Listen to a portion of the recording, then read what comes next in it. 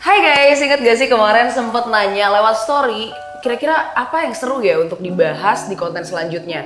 Nah, dalam rangka International Women's Day, aku pengen banget nih ngebahas soal gimana sih social media bisa dipakai untuk bring justice against sexual harassment yang juga lagi banyak dialamin sama banyak wanita, terutama yang ramai dibahas di digital space. Tentunya seperti yang aku udah bilang kemarin di story, aku hari ini gak akan sendiri karena aku akan bareng Kak Ines Tristanti di sini. Hai Kak Ines. Oke, jadi kita langsung ngobrol aja nih sama Kak Ines. Mungkin aku mau mulai dari bahasan yang kemarin, aku nggak tahu mungkin Kak Ines juga pasti udah lihat ya, karena itu viral banget. Jadi ada salah satu orang perempuan yang dia bertestimoni bahwa pada saat dia lagi naik Transjakarta, dia pada waktu itu menyadari bahwa dia mengalami sexual harassment di mana kayak dia ngerasa bahwa kayak area betis dan area bokongnya itu seperti diraba-raba, dipegang-pegang gitulah sama lawan jenis. Dan kemudian akhirnya dia minta tolong tuh sama ibu-ibu di situ untuk ngeliatin bener gak nih segala macam. Sampai pada akhirnya ia dikonfirmasi bener, terus dia juga sempat menyudutkan pelaku di situ dan orang-orang juga sempat kayak udah menyudutkan pelaku, tetapi di situ pelaku berhasil kabur gitu. Dan kemudian akhirnya karena dia berhasil kabur jadi nggak jadi diadilin dong, yang akhirnya dia buka suara di sosial media, di Twitter, yang akhirnya jadi viral, yang dimana mungkin menurut aku ini adalah tindakan yang berani banget. Satu, dia berani speak up, dia nggak malu tentang apa yang dia alamin, karena kan banyak banget korban juga yang akhirnya jadinya trauma, malu. Dan menurut aku dari kejadian itu tuh berarti social media tuh powerful banget, yang dimana kalau misalnya ternyata lolos tidak bisa diadilin di realita, ternyata di social media itu bisa jadi sesuatu yang kayak jadi peringatan, atau mungkin bisa bilang juga jadi diadili di sosial media gitu loh. Dan itu powerful banget menurut aku. Kalau menurut Kak Ines sendiri gimana tentang kejadian ini? Kalau aku sih sebenarnya udah lumayan sering ya, Karin juga mungkin nggak cuman spesifik kejadian yang kemarin, tapi ngelihat orang tuh speak up di social media dan benar butuh keberanian banget sih untuk melakukan itu. Nah, satu hal yang aku lihat juga mungkin bisa aja nih sisi positifnya adalah dengan beberapa orang speak up seperti ini, mungkin orang-orang yang selama ini mungkin pernah mengalami nggak tahu kalau misalkan itu adalah sexual harassment and it's not okay, itu jadi nyadar, oh ternyata gue juga pernah mengalami ini and it's not okay gitu. Dan mungkin pada akhirnya ini jadi meningkatkan awareness juga kali ya untuk orang-orang yang mungkin sebelumnya belum terlalu terpapar sama isu-isu ini gitu. Kalau menurut Karin gimana? Kalau menurut aku sih ini yang tadi kakak sempat sebut bahwa yang tadi mungkin perempuan-perempuan banyak yang nggak sadar kalau dia pernah mengalami sexual harassment. Karena satu orang yang akhirnya berani speak up, dia jadi ngerasa kayak mungkin selama ini dia sadar tapi dia nggak berani speak up. Jadi dia ngerasa kayak, oh ternyata gue nggak sendiri gitu. Itu mungkin karena udah ada yang satu yang speak up, mungkin dari situ sosial media tuh bisa jadi media untuk sharing. Jadi kalau misalnya selama ini mereka nggak ada temen yang ngerasa kayak, aduh gue takut nih kalau gue ngomong kayak jadinya malu dia sama temen gue apa segala macem. Sedangkan kalau dengan sosial media, dengan ya survivor lainnya, mereka bisa saling sharing gitu loh, jadi media sharing. Iya, satu lagi yang aku lihat juga adalah mungkin ini bisa menjadi salah satu sarana untuk kita menyuarakan, untuk mendengar isi hati kita bahwa perlu loh ada peraturan-peraturan yang melindungi korban gitu, yang bisa pada akhirnya memfasilitasi kejadian-kejadian seperti ini untuk ditindaklanjuti secara adil. Gitu. Dan mungkin juga ini yang perlu orang-orang juga aware dan tahu, mungkin yang pelaku lakukan pada waktu itu memberikan pleasure buat dia, tapi kan itu tidak menentu memberikan pleasure buat orang lain. Itu tidak konsensual. Betul banget. Dan dimana kan sebenarnya kalau consent itu penting banget ya dalam suatu hubungan seksual gitu, atau kayak sexual activity apapun itulah yang meliputi itu. Ya kalau itu kan masuknya udah ke sexual harassment ya, Karen ya. Dan it's not okay. Sexual harassment is never okay guys. Dan Kak Ines, tapi kan kembali lagi kita ngobrol tentang bagaimana powerfulnya social media bisa membantu para korban. Tapi kembali lagi kita ngomongin kayak mungkin nggak di luar negeri doang, walaupun banyak ya di luar negeri juga kasus-kasus yang dimana orang perempuan-perempuan speak up atau orang-orang yang mengalami sexual harassment speak up, mereka malah dianggap bohong gitu loh.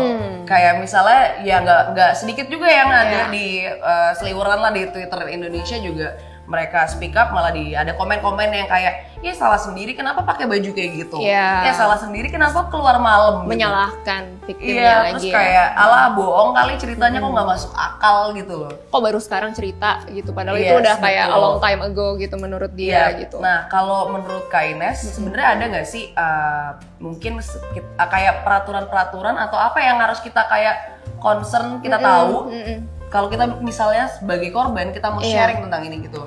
Pertama kita perlu mempertimbangkan dulu kemungkinan-kemungkinannya. Kalau misalkan kita tuh speak up, yang pertama adalah revictimisasi atau revictimization.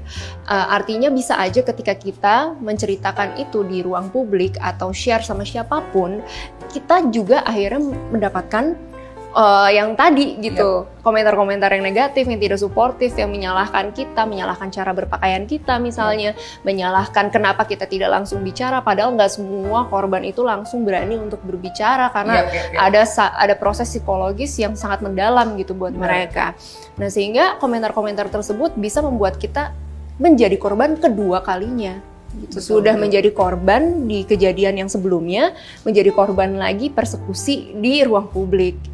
Nah, kemudian yang kedua adalah emosi-emosi negatif yang kita bisa rasakan ketika kita berusaha untuk menceritakan cerita tersebut.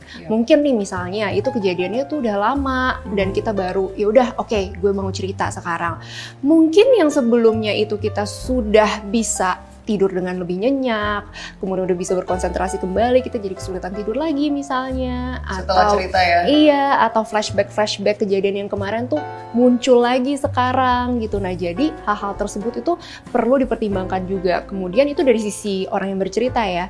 Mungkin kan juga ada sisi orang yang membaca. Itu artinya ketika kita membicarakan atau membagikan cerita yang cukup sensitif, yang bisa triggering, itu kan pada akhirnya ketika orang yang membaca bisa juga merasa tertrigger kalau mereka punya pengalaman serupa. Dan memang betul kita tidak bisa kontrol itu sepenuhnya, tapi mungkin itu menjadi salah satu yang perlu kita pertimbangkan ketika bercerita.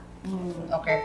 Plus juga mungkin aku mau nambahin kali ya, kayak mungkin untuk para pembaca sendiri ya, kalau misalnya mereka juga meragukan kebenaran dari cerita tersebut, menurut aku penting juga untuk mereka ya research atau ya mereka nggak usah berkomentar dulu sampai pada akhirnya tahu gitu loh kalau ini bener apa enggak. Sedangkan dia juga lagi masih meragukan bener apa enggak, tapi kayak dia udah kayak bohong lu segala macem gitu loh. Tadi Karin juga bilang bahwa yes kalau misalkan ada yang speak up itu kalau bisa kita riset dulu gitu.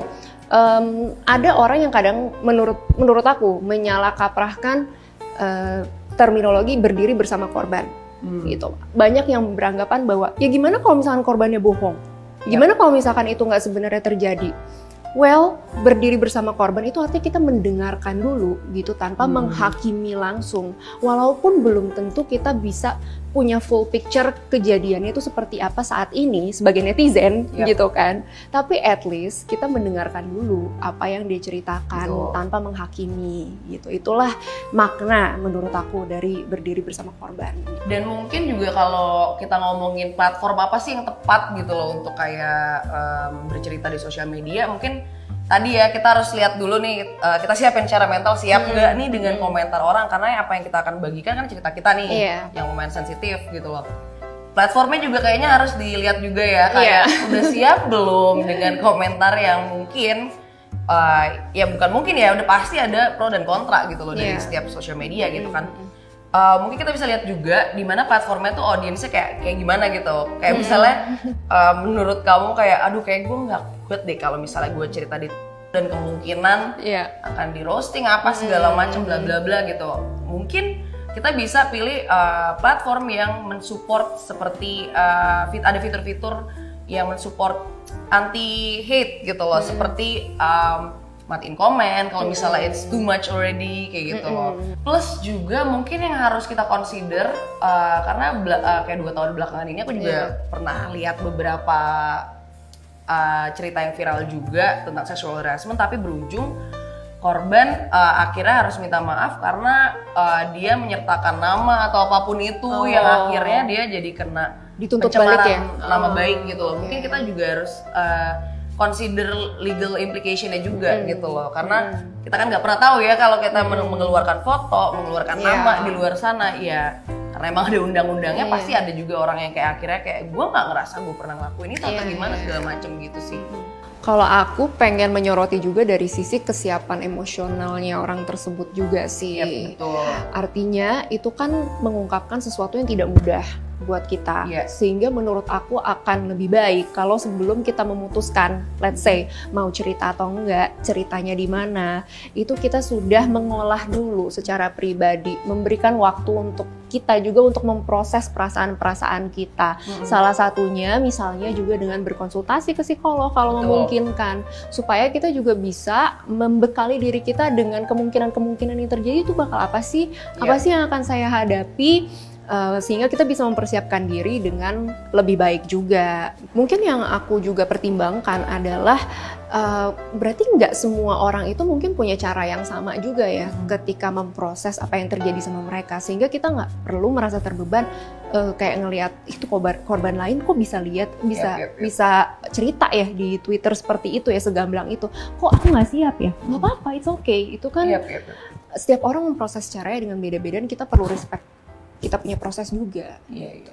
Wah, menarik banget Kak obrolannya, walaupun singkat banget tapi sebenarnya kayak banyak banget dan luas banget sebenarnya yang bisa kita bahas lagi. Yes. Probably kita akan bikin part 2-nya kali ya. Siap. Dan thank you banget insight-insightnya tadi. Semoga maksudnya dari konten ini kalian juga bisa belajar banyak dari tadi cerita kita, terus juga dari insight-insightnya Kak Ines, of course. Dan ingat guys, consent itu penting banget. Sexual harassment is not an option karena dalam suatu hubungan itu harus equal pleasure, ya kan Kak? Disclaimer nih guys, terakhir, konten ini tuh merupakan kolaborasi dengan Durex untuk meningkatkan awareness tentang sexual harassment terhadap perempuan di digital space. Nah, kalau kalian suka dengan konten ini, langsung coba di komen di bawah, misalnya apa yang kalian punya di pikiran kalian, atau mungkin nanti ke depannya kita harus ngebahas apa lagi, atau mungkin bikin part 2-nya. Jadi langsung aja komen di bawah ya guys.